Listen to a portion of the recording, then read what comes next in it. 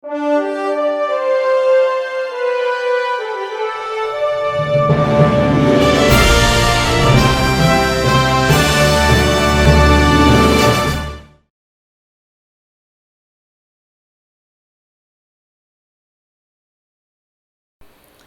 everyone, welcome to another edition of CanCham TV.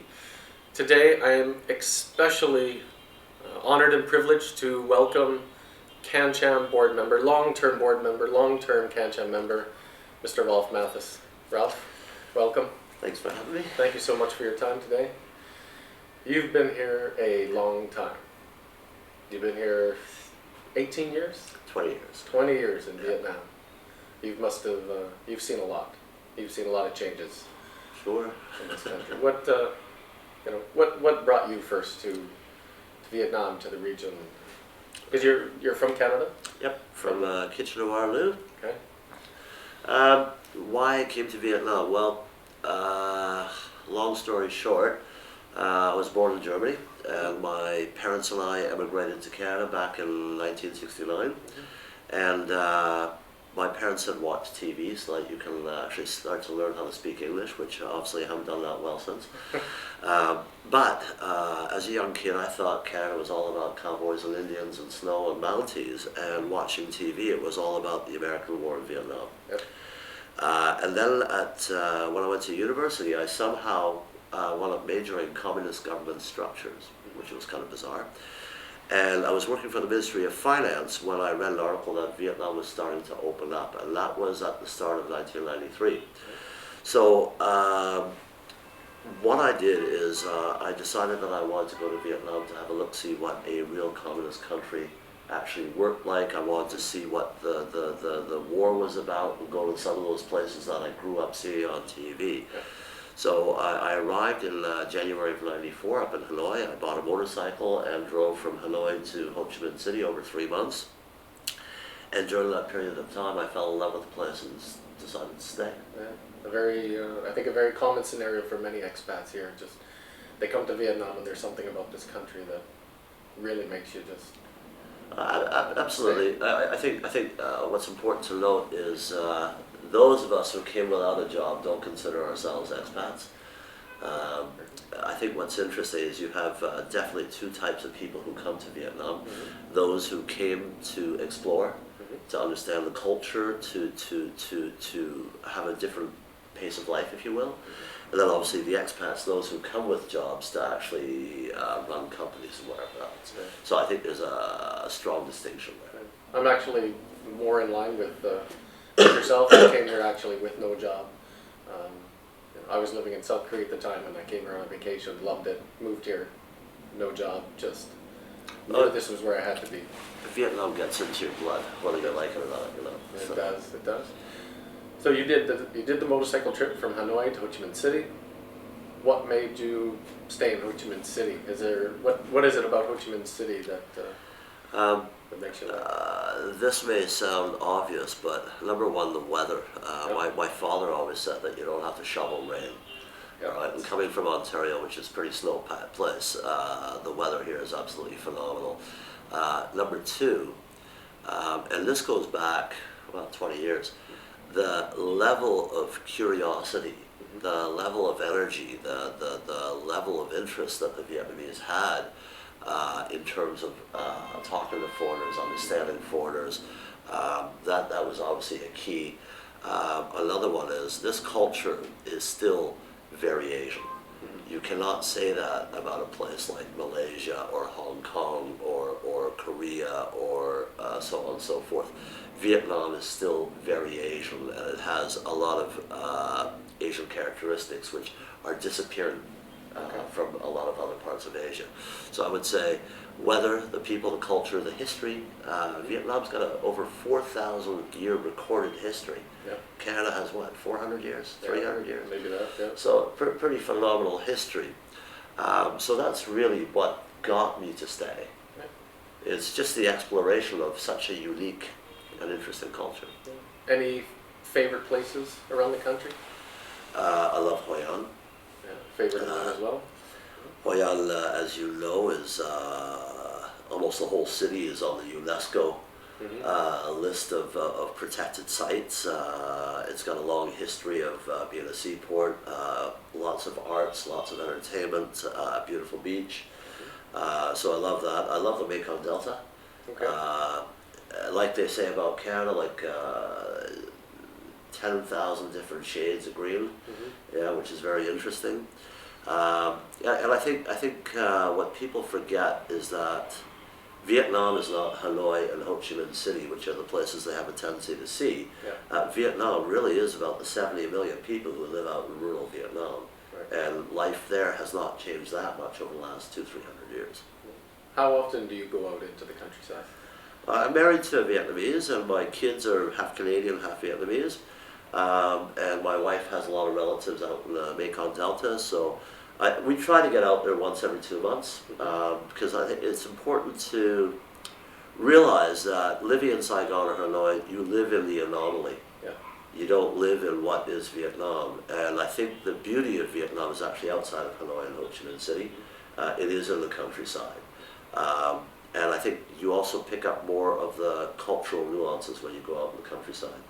Having worked market research for almost 20 years, I always even tell my staff to get out to the countryside to understand what the real Vietnam is like. Yeah. And I would say that to anybody who is looking to invest here. Obviously, you need to do business in Hanoi and Ho Chi Minh City. That's where you spend most of your time. But if you want to understand this place, you have to go outside these cities to really take a look at what the fabric of this country is made of. Yeah. You know?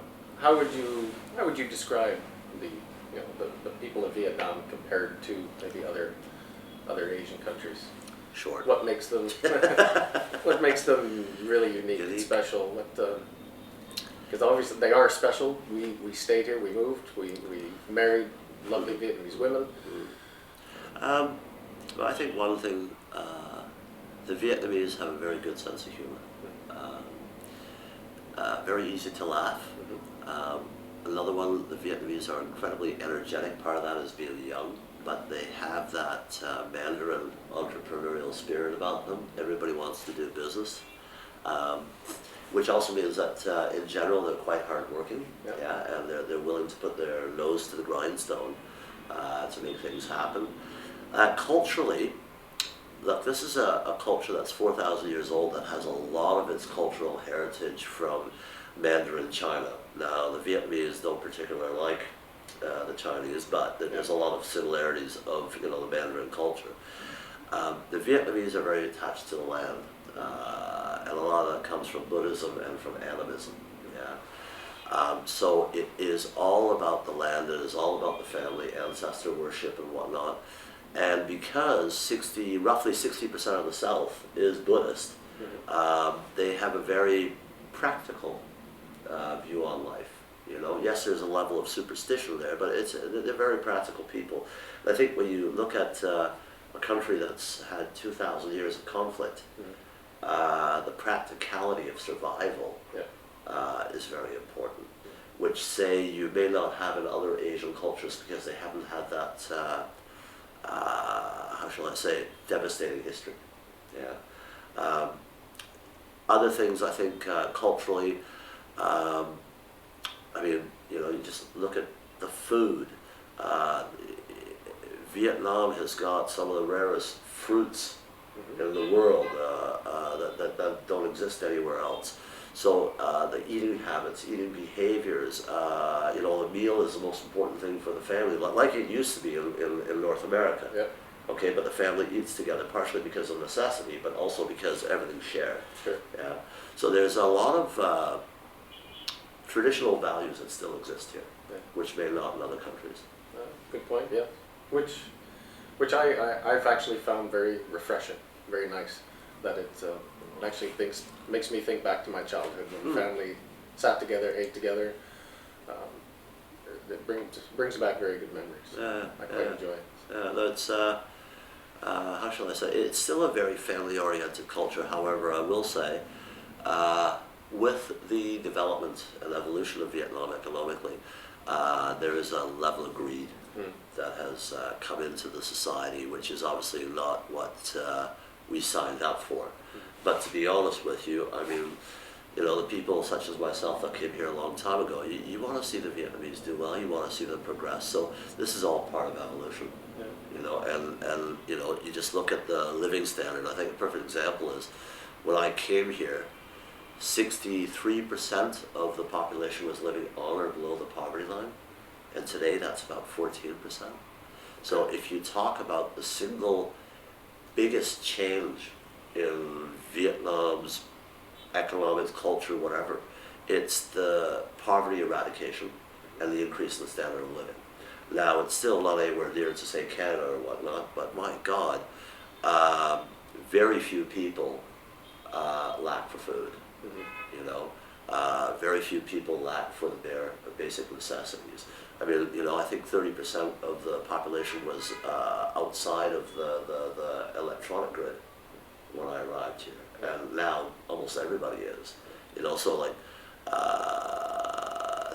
things like you know, clean water supplies, that's all moved up so well that I have to say this is Vietnam's biggest accomplishment, is the fact that it's pulled itself out of abject poverty to a, well, on the verge of developed nation status. Not yet, but on the way. Who do you think is, you know, what country are they in the region? Would they be most similar to, or basically just a little bit behind, or?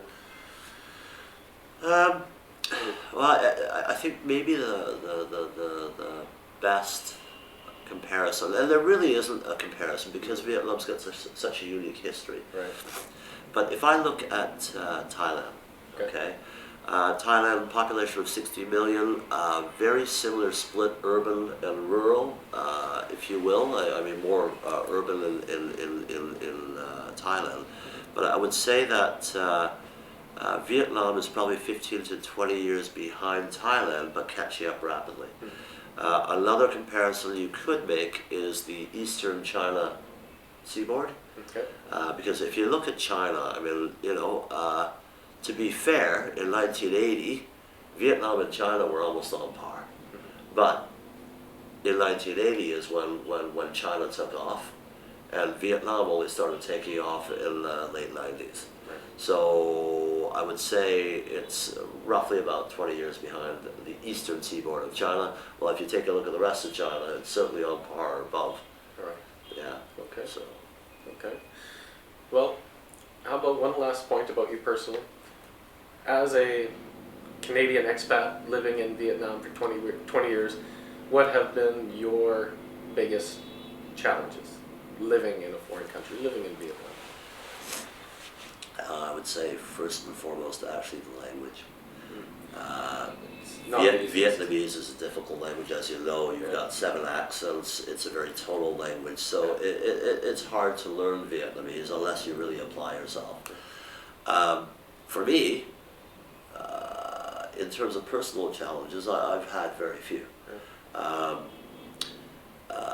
Obviously, the language influences everything, okay? But, you know, if I think over the last 20 years, I mean, you know, 20 years ago, you could not find bread, you couldn't find anything. I mean, Vietnam was dirt poor, right? Today, anything that you would want that you have in Canada, save for good live music and an ice rink, is here. Unless you're in Hanoi? Yeah, unless you're in Hanoi, yeah. Exactly. But who knows, maybe one day we'll be able to bring the hockey to Ho Chi Minh City. Well, I always said I would leave Vietnam when hell freezes over, or we get an ice rink, right? So Well, great. Thank you so much, Ralf. Cheers. Okay. That concludes part 1 with our discussion with Ralf, and we'll be back to talk about business.